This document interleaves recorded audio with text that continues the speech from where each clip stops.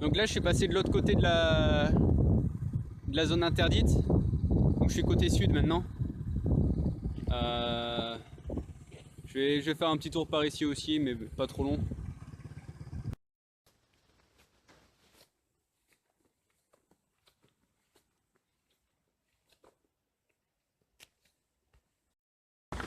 Il y a un gars qui m'a envoyé une vidéo d'ici Japon où il faisait exactement ce que j'ai fait.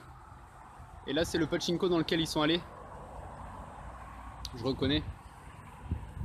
Elle est pas mal leur vidéo, vous pouvez la regarder, elle est bien mieux que la mienne, elle est beaucoup plus pro. Et ils vont beaucoup plus dans les bâtiments. Moi j'ose pas trop comme j'ai été fiché 3 fois par les flics déjà au Japon. Ça doit être l'école dans laquelle ils sont rentrés.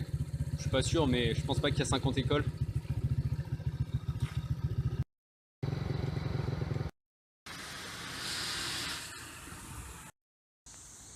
J'ai eu des petits problèmes hier de Prolix Mobile.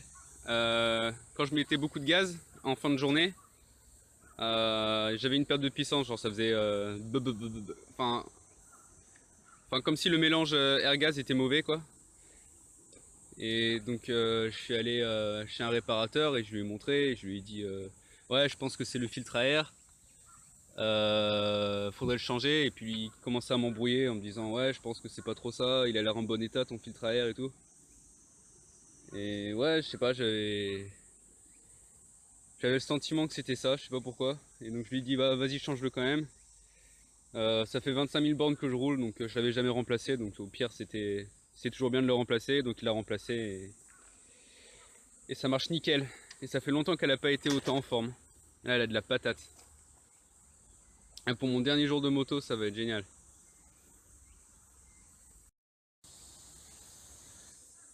C'était ma dernière nuit en Prolixtante.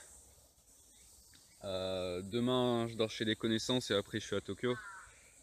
Je commençais à l'aimer cette tente en vrai, hein. Au début je trouvais que dormir dehors c'était vraiment la défaite, genre ça voulait dire que j'avais pas trouvé d'autres et que j'allais être dans ma... C'est petit là-dedans, hein, donc c'était un peu angoissant genre d'être dans ce petit truc dans lequel on peut pas bouger. Et au final je me suis vraiment fait, à la fin je faisais des grosses nuits dedans. Là cette nuit j'ai fait 10 heures du soir, 7 heures du mat. Je dors vraiment bien, je me sens vraiment chez moi là-dedans. Je me sens encore mieux que quand je dors dans le lit de quelqu'un d'autre.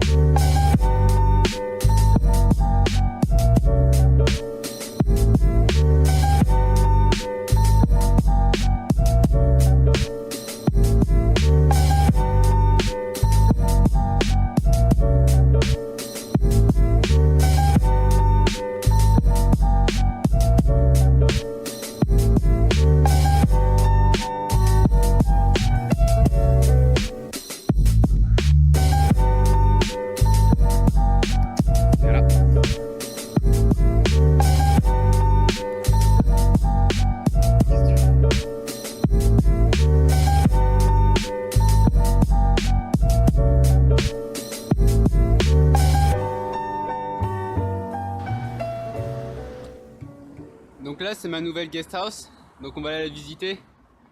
Là-dedans donc je paye 21 000 yens et il y a 5 000 de charge. Donc on est 7 au total dedans, donc il y a 5 japonais, moi et une japonaise. Et donc en fait si on veut dormir dans les dortoirs qui sont là, ici c'est 18 000 yens. Mais ici il fait super chaud, hein, on est en été, là c'est intenable. Donc je crois qu'il y a juste un seul mec qui dort quelque part là-dedans, genre ici, voilà. Et tous les autres mecs, donc les 5 autres, dont moi, on dort là-dedans. Et ici c'est 21 000 yens. Et ici il y a la clim. Donc ouais, limite là-bas on a encore plus d'intimité parce qu'on est quand même dans des boîtes et avec des rideaux. Ici on est vraiment tous ensemble. Et il y a un gars par terre là aussi. Mais voilà, ici il fait frais. Et après ouais c'est le bordel, hein. On peut foutre nos affaires de partout, comme il y a pas beaucoup de monde ici. Elle est pas populaire la guest house. Et d'ailleurs elle va fermer en décembre. Tout le monde qui s'en bat les couilles, mettre les chaussures n'importe où. Mais c'est ça qui est bien, puis tout le monde ils sont vraiment super sympas tous les japonais, je leur ai tous parlé hier. Donc là c'est le salon, là on a encore des chiottes. Voilà, là on a un siège massant. Donc moi je l'appelle le briseur d'os. Genre là on peut toucher les roues, la mécanique des grosses roues là qui te massacrent le dos quand tu appuies là.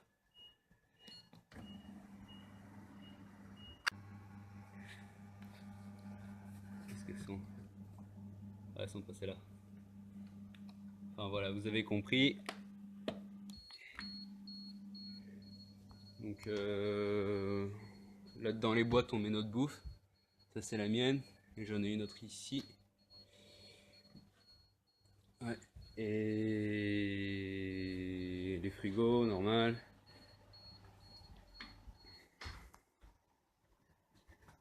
Et là on a le rooftop. Donc avec la piscine.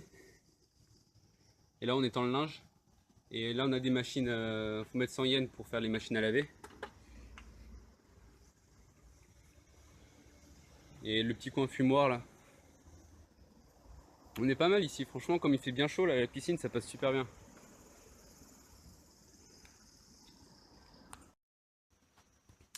Et on va voir la douche. Hop. Donc là il y a des chiottes. Et là c'est la douche. Donc faut mettre 100 yens pour avoir l'eau chaude. Mais si on met pas d'argent, et ben on a quand même l'eau. L'eau est cool. Voilà. Mais c'est de l'eau froide. Et comme il fait super chaud, encore une fois, franchement ça passe bien. Moi je me suis lavé à l'eau froide, c'est très bien, ça fait du bien. Et ça fait des économies.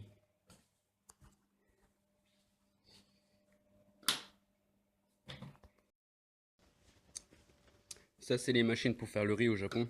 Euh, on met juste de l'eau et du riz là-dedans. On ferme, on appuie sur le bouton, on attend 1 heure et après c'est prêt. Et genre le riz reste chaud pendant plusieurs jours là-dedans. Il conserve la température. Donc quand t'as faim, t'as juste à venir, tu te sers, tu refermes. Le lendemain, le riz il est encore tout bon, tout prêt, bien chaud. Et très bon. Voilà. Ouais, j'ai oublié de montrer, en fait là on a aussi une autre petite salle. Celle-là elle est climatisée. Donc il n'y a que la chambre et cette pièce-là qui sont climatisées. Donc c'est les seuls endroits où on peut être pendant le jour en fait. Et donc là on a un petit piano, un ordi qu'on peut utiliser. Et on est bien, voilà. Là, moi je suis là toute la journée là. Alors la suite ça va être de passer 3 jours là à me reposer parce que je suis franchement fatigué, donc je vais me reposer 3 jours dans ma guest house là. Le temps de m'installer, de faire connaissance avec mes copains japonais qui sont très sympas, de me faire de la bouffe, me poser un peu sur internet tranquille. Je vais faire les vidéos que j'ai pas eu le temps de faire, genre ingénieur, répondre un peu aux commentaires et dire comment j'ai trouvé un taf concrètement, des trucs comme ça. Ensuite, pendant 15 jours, je vais essayer de trouver un taf en fait.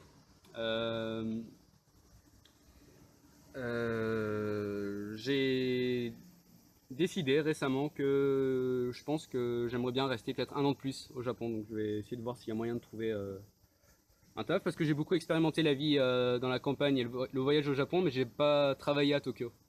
Et je pense que ça serait assez intéressant quand même. Donc si je dois trouver un taf, ça serait prof de français. C'est le seul truc qui m'intéresserait. Pour 1 an maximum. Je resterai pas plus d'1 an, mais je pense qu'1 an c'est une bonne durée. Donc l'idéal, ça serait d'enseigner dans un lycée ou dans une école privée. Dans une école privée, il faudrait que ce soit du niveau intermédiaire ou avancé. Il faut pas que ça soit débutant. J'ai pas envie d'enseigner l'alphabet ou les couleurs à des adultes, quoi. Je trouve que ça manquerait un peu d'intérêt.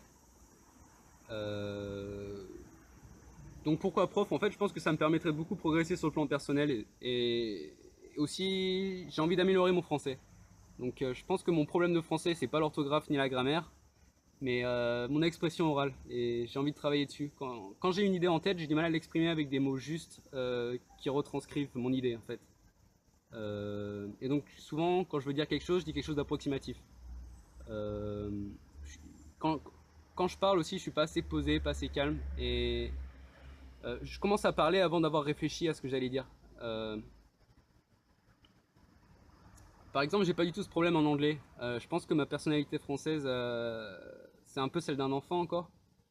Mon anglais, je l'ai développé plus tard, dans un contexte plus mature, dans un contexte de voyage avec des gens intéressants, etc. Alors que mon français, c'est toujours ma langue d'enfance, quoi, un peu. Donc d'un côté, voilà, ça me permettrait de pouvoir m'exprimer de manière simple et claire, ce que j'ai du mal à faire.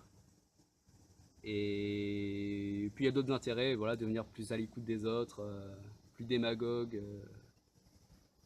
Puis c'est intéressant de parler de différents sujets, préparer des sujets de conversation, échanger les opinions avec les autres.